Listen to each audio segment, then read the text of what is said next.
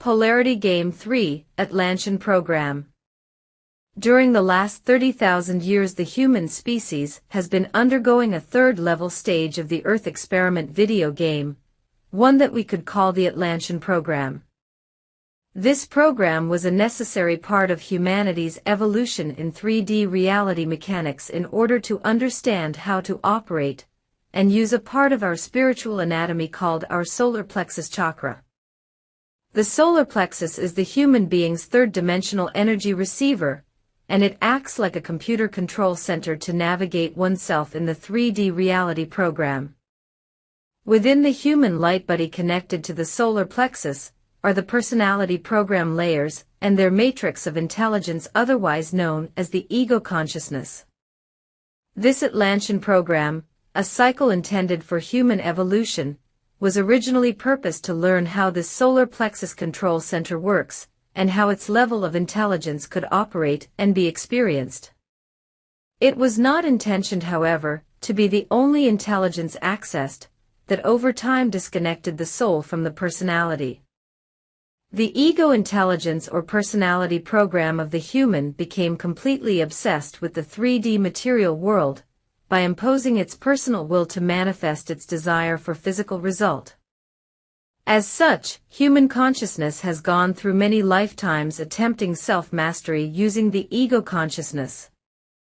Additionally, if that were not enough, forces that observed that humans were disconnected from their true spiritual identity for such a long period of time, decided to manipulate humans for their own personal gain.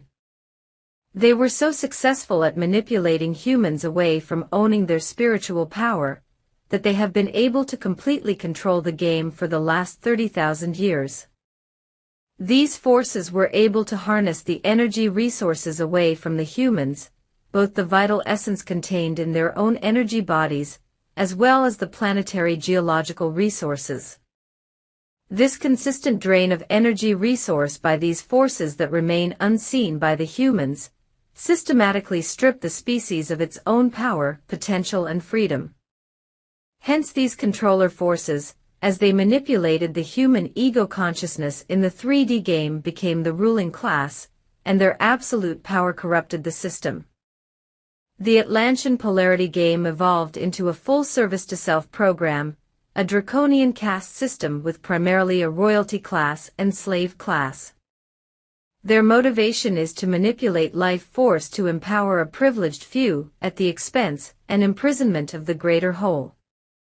This corruption acted like a virus as its infection spread, and began to break down all the consciousness that was inside, playing the human video game. Since no one remembered they were actually inside the game, it started to become destructive for the soul program. The integrity of the whole game structure began to collapse as the continued use of destructive energy created reverse life codes and phantom energy spaces. Reversing life codes meant molecular compaction for the entire human video game population, and at a certain point, this would lead to annihilation. Even though all returns to source at some point, it was not wished upon the human race to continue in this degree of suffering, which would continue the degradation of the integrity of the human soul matrix, to possibly return as space dust rather than sentient units. At this time in the human video game, the ascension process, it became necessary to preserve and retain the original divine blueprint for the human soul.